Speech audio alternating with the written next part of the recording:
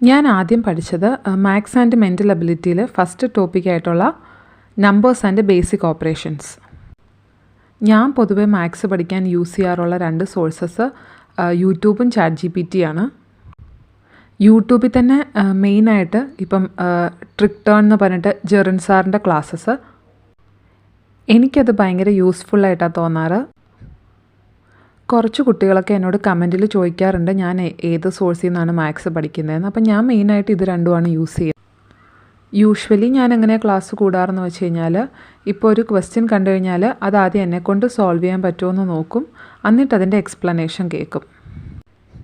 ChatGPT ഞാൻ usually എങ്ങനെയാണ് use ചെയ്യാറെന്ന് വെച്ച് കഴിഞ്ഞാൽ, ഫോർ എക്സാമ്പിൾ ഇന്ന് ഞാനിപ്പോൾ നമ്പേഴ്സ് ആൻഡ് ബേസിക് ഓപ്പറേഷൻസിൻ്റെ ഒരു ക്ലാസ് കൂടിക്കൊണ്ടിരുന്നപ്പം ഒരു ലാസ്റ്റ് ക്വസ്റ്റ്യനൊക്കെ എത്തിയപ്പോഴത്തേക്കും ആ ക്വസ്റ്റ്യനിൽ ആൻസറിലോട്ട് എത്താൻ പ്രത്യേകിച്ച് ഫോർമാറ്റൊന്നുമില്ല. അപ്പോൾ ഒരു റാൻഡം സെലക്ഷനാണ്.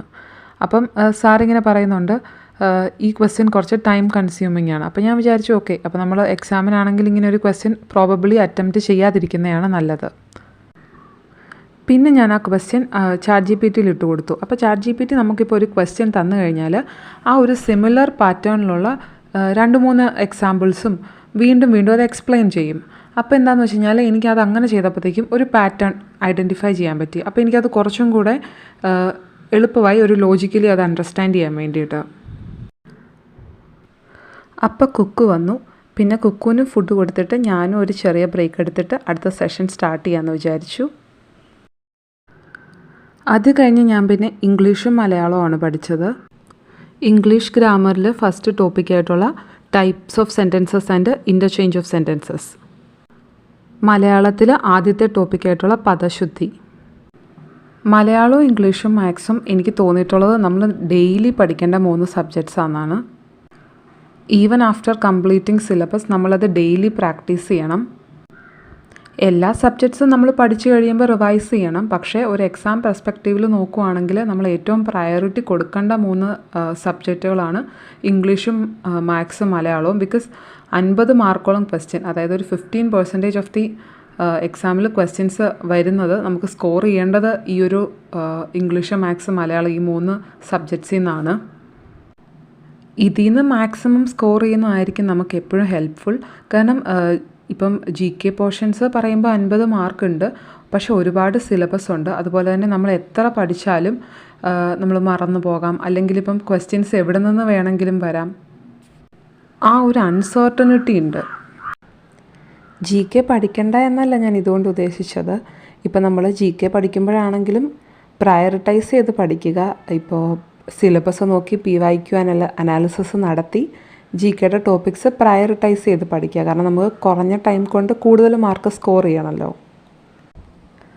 അത് കഴിഞ്ഞ് ഞാൻ ജോഗ്രഫിയിൽ അറ്റ്മോസ്ഫിയർ എന്ന് പറയുന്ന ടോപ്പിക്കാണ് പഠിച്ചത്. അത് ഞാൻ യൂട്യൂബിൽ നിന്ന് ഒരു ക്ലാസ് കൂടുകയാണ് ചെയ്തത്. എനിക്ക് കമ്പാരിറ്റീവ്ലി പഠിക്കാൻ ഏറ്റവും മടിയുള്ള സബ്ജക്റ്റാണ് ജോഗ്രഫി. ഇപ്പോൾ കഴിഞ്ഞ തവണത്തെ ഡിഗ്രി ലെവലിൻ്റെ ഫസ്റ്റ് ഫേസൊക്കെ എഴുതിയവർക്കറിയാം എന്തുമാത്രം ലെങ്തി ക്വസ്റ്റ്യനാണ് ജോഗ്രഫിയിൽ നിന്ന് ചോദിച്ചതെന്ന്. അത് കഴിഞ്ഞ് ഞാൻ ഇന്ത്യൻ കോൺസ്റ്റിറ്റ്യൂഷനിലെ സിലബസിലെ ഫസ്റ്റ് ടോപ്പിക്കായിട്ടുള്ള കോൺസ്റ്റിറ്റ്യൂവൻ്റ് അസംബ്ലിയാണ് പഠിച്ചത്. ഞാനതിന് യൂസ് ചെയ്യുന്നത് ലക്ഷ്മികാന്താണ്. അത് കഴിഞ്ഞ് ഞാൻ പിന്നെ എൻ്റെ ഡെയിലി ടാർഗറ്റിൽ എന്തോരം കൂടി കംപ്ലീറ്റ് ആവാനുണ്ടെന്ന് നോക്കി. എനിക്ക് തോന്നിയിട്ടുള്ളത് ഇപ്പം നമ്മുടെ ടാർഗറ്റിൻ്റെ ഒരു 80% എങ്കിലും നമുക്ക് കംപ്ലീറ്റ് ചെയ്യാൻ പറ്റുവാണെങ്കിൽ ഇറ്റ്സ് ഗുഡ് ഒള്ളി എന്നാണ്. ഇന്നത്തെ എൻ്റെ ലാസ്റ്റ് സെഷനിൽ ഞാൻ എക്കണോമിക്സാണ് പഠിച്ചത്. സിലബസിൽ ഫസ്റ്റ് ടോപ്പിക്കായിട്ടുള്ള നാഷണൽ ഇൻകം ആണ് ഞാൻ പഠിക്കാൻ ടാർഗറ്റ് ചെയ്തത്. ഞാൻ എക്കണോമിക്സ് പഠിക്കാൻ യൂസ് ചെയ്യുന്നത് +2 NCERT മാക്രോ എക്കണോമിക്സ് എന്ന് പറഞ്ഞിട്ട്. അപ്പോൾ അതിനകത്ത് സെക്കൻഡ് ചാപ്റ്ററാണ് നാഷണൽ ഇൻകം അക്കൗണ്ടിങ് എന്ന് പറഞ്ഞിട്ട്. ആ ചാപ്റ്ററാണ് ഞാനിന്ന് വായിച്ചത്. എനിക്ക് തോന്നിയത് ഇപ്പം നമ്മൾ എക്കണോമിക്സ് ഒക്കെ പഠിക്കുമ്പോൾ നമുക്കൊരു കൺസെപ്ച്വൽ ക്ലാരിറ്റി കിട്ടുന്നില്ല എന്ന് തോന്നുന്നുണ്ടെങ്കിൽ നമുക്ക് വായിക്കാൻ പറ്റുന്ന വളരെ നല്ലൊരു ബുക്കാണ്. ലൈക്ക് നല്ല രീതിയിൽ എക്സ്പ്ലെയിൻ ചെയ്തിട്ടുണ്ട്, പക്ഷേ സിമ്പിൾ ലാംഗ്വേജ് ആണ് താനും. ഇപ്പോൾ ഫോർ എക്സാമ്പിൾ ഈ ചാപ്റ്ററിൽ തന്നെ പല കോൺസെപ്റ്റുകൾ എക്സ്പ്ലെയിൻ ചെയ്തിട്ടുണ്ട്. Like GDP and welfare, nominal and real GDP, അതുപോലെ തന്നെ factor cost, basic price, market price. പിന്നെ at the end of the day നമ്മൾ ഏത് സോഴ്സ് യൂസ് ചെയ്താലും നമുക്ക് കാര്യം മനസ്സിലാക്കുക, സിലബസ് കംപ്ലീറ്റ് ചെയ്യുക എന്നത് മാത്രമേ ഉള്ളൂ കാര്യം. അപ്പോൾ അത്രയേ ഉള്ളൂ. Thank you for watching.